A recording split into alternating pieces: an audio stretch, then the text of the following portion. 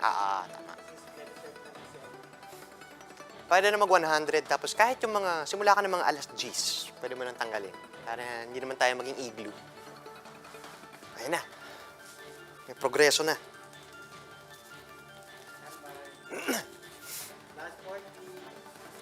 Blanco pa yung...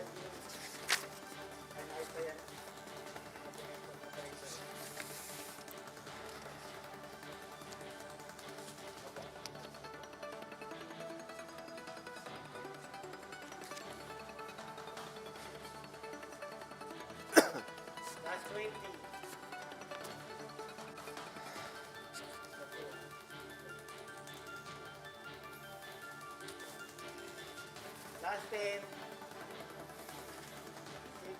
5, 4, 3, 2, 1. Two cases of local COVID-19 variants have been detected in Cebu. How will this affect the government's plan to place the entire country under MGCQ? Speaking of which, the World Health Organization warns against the government's plan to ease restrictions. As Metro Manila prepares for its shift to MGCQ, one former advisor of the National Task Force tells the public to wear double masks. But other health experts clarify that's not applicable for all types of masks. Tropical cyclone Aurin intensifies into a tropical storm. Caraga region braces for possible landfall. And Disney's classic villain Cruella de Vil finally gets her own movie, streaming soon on Netflix.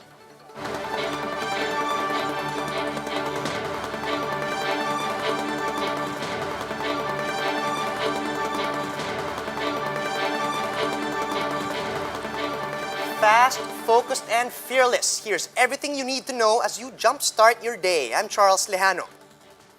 Kicking off today's newscast with the Health Department, confirming the detection of 2 COVID-19 mutations in Central Visayas. This comes after the DOH and the UP-Philippine Genome Center conducted enhanced biosurveillance in the country. Despite this, both groups emphasize that the current available data isn't enough to conclude that the local mutations will have significant public health implications. Hindi naman natin pwedeng sabihin na local variant na siya. Wala siyang kagaya ng sinasabi nating South African variant, Brazilian variant, UK variant. Hindi pa, kasi hindi pa kompleto yung sequence niya eh. So, ang nakita pa lang sa kanya is a mutation of concern. O kaya, naging variant of concern siya o kaya variant of under investigation. Okay, ma'am. So, pinag-aaralan pa po siya. Amid the existence of local and foreign mutations of COVID-19 in the country, the Octa research team warns against opening up to expedite economic recovery. Speaking with One News's The Chiefs, Professor Ranjit Rai strongly urged the government to rethink its plans of placing the entire Philippines under modified GCQ. Rai cites studies showing that the B117 variant isn't just more contagious, but also more lethal. Let's get the data first and maybe wait a few more weeks before we just go into this with our eyes closed and hope that things will get better. With our head in the sand and hope that things will get better. Hindi naman tama yun eh. Suntok sa buwan. This is not scientific. We believe it's premature. And it's risky and, contrary to sensible epidemic management at this time. Okay. Maybe some other time it will be better. The World Health Organization warns of an upsurge in cases if the country proceeds to relax its quarantine status. Most Metro Manila mayors, though, have warmed up to the idea, placing the country under the more lenient modified general community quarantine. Ryan Ang with the story.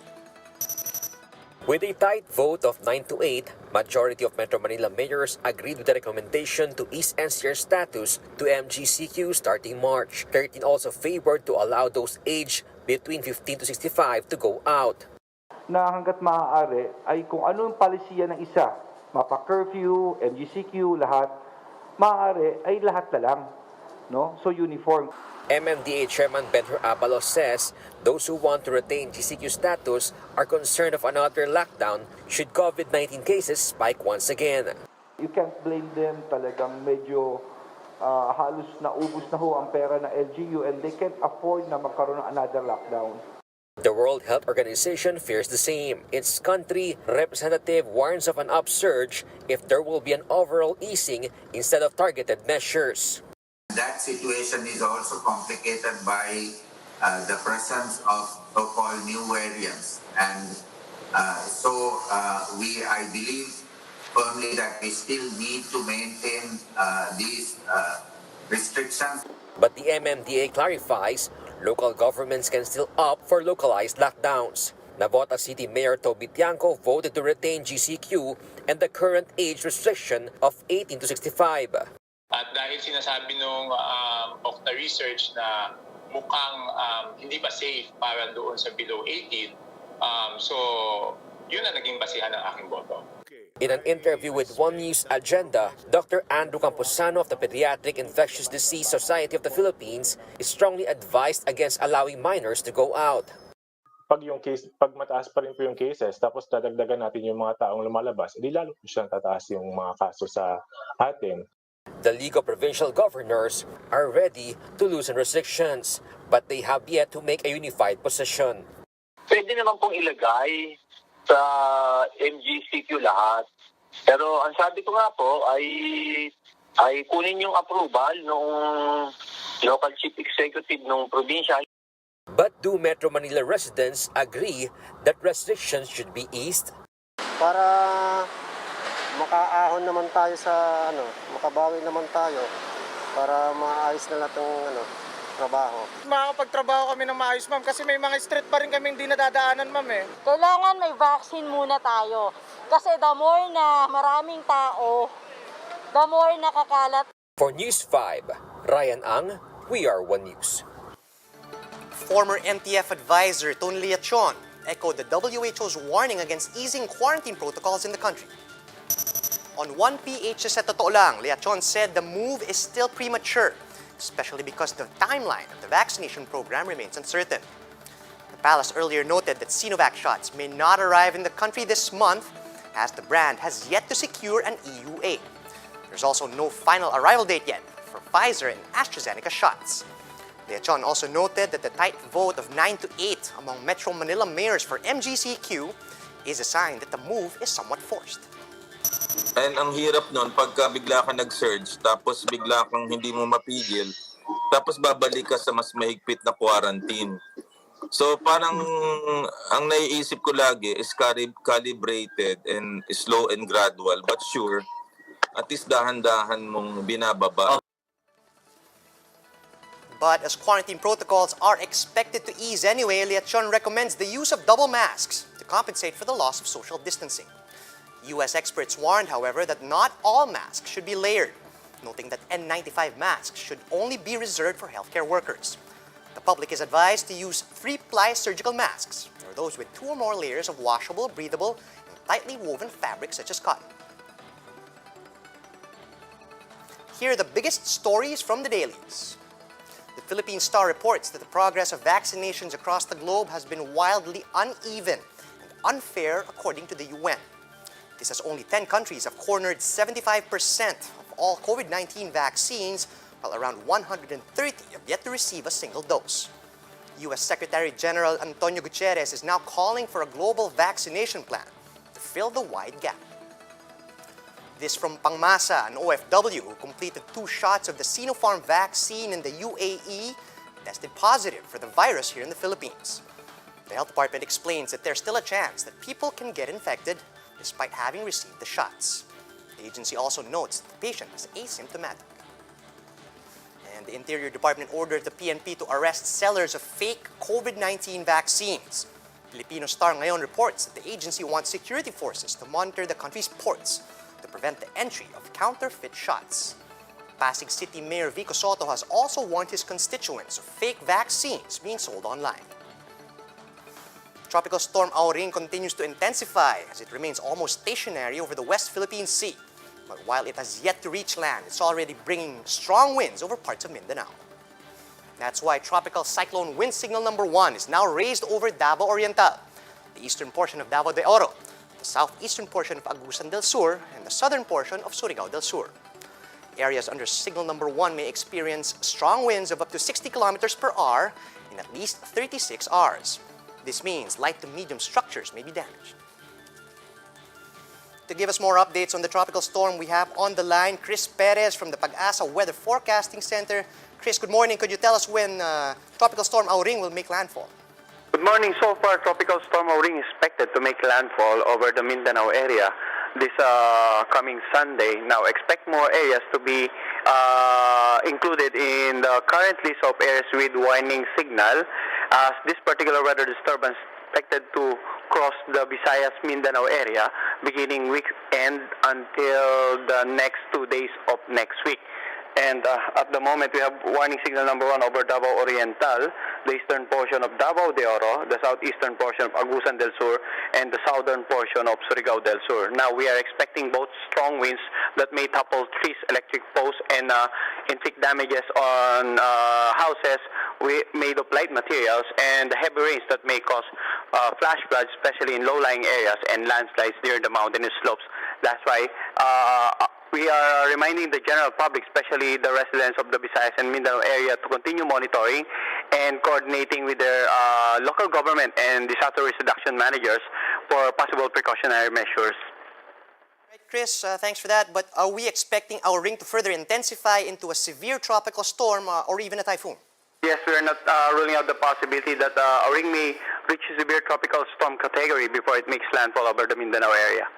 Right, Chris, we reported earlier that Aurin is standing rather still right now, but then how many times is it expected to make landfall and in which areas in particular? Well, the first landfall expected over the Dinagat Island, but the succeeding landfalls may still vary because our assumption is that it may traverse the Visayas area or more towards portions of the southern zone area, but the first landfall is more likely to be over the Dinagat Island. That's why we will continue to provide updates. Actually, we're going to provide 3 hourly updates 24 hours before it makes landfall over the Dinagat Island. So everybody's advised to keep monitoring for the updates for PAGASA. Right, heads up to our friends in Dinagat Island. But then, Chris, is northeast monsoon affecting this tropical storm? At the moment, yes, it's the dominant weather system over the country, because the tropical storm has yet to directly affect any part of the country. However, in the coming days, it may it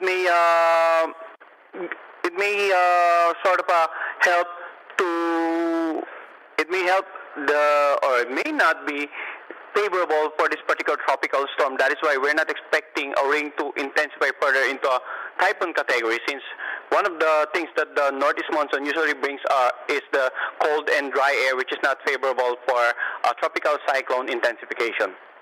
I suppose that is a good thing, Chris. Thanks for sharing that information. But then, do we currently have any gale warnings raised? Yes, we currently have gale warning over the following seaboards. We have over the northern eastern seaboards of Luzon, the western seaboard of Luzon, and also over the eastern seaboards of Visayas and Mindanao. These areas are expected to experience rough to very rough sea conditions. Now, fishing boats and other small sea crafts are advised not to venture out over these areas. Right. Aurin looks like Aurin is going to affect our weekend at the very least, Chris. But then, are you currently monitoring any other weather disturbances that might come in next week? Well, apart from Aurin, so far we have yet to monitor any other weather disturbance. So basically, our focus right now is Aurin and the northeast monsoon. Thanks for that, Chris. That was PAGASA weather forecaster Chris Perez. Time now for the latest in the entertainment scene. Netflix is just a gift that keeps on giving. This as it is slated to churn out not 1, but 2 new exciting shows for fans all over the world. MJ Marfori tells us more. Disney's classic villain is getting her own movie. Emma Stone portrays the infamous, stylish dog napper Cruella de Vil in Cruella. Set in 70s London, the movie follows the rise of young fashion designer Estella de Vil. Before she became the 101 Dalmatians antagonist. I'm Cruella. Cruella will be released May 28. But for those into serials, there's Netflix Dota, Dragon's Blood. The 8-episode animated series based on the popular video game follows Davion the Dragon Knight, who's devoted to wiping the Scourge from the face of the world. Davion. Dragon Night. Dragon's Blood will premiere on March 25. For News 5, MJ Marfori, we are One News. For News 5, MJ... And that's how the day is shaping up to be. Join us later at 10 a.m. as we monitor the day's biggest stories from sunrise to sundown. You can also catch One News on the Signal Play app. Register for a free account at www.signalplay.com and stream One News live anytime and anywhere. I'm Charles Lejano. We are One News.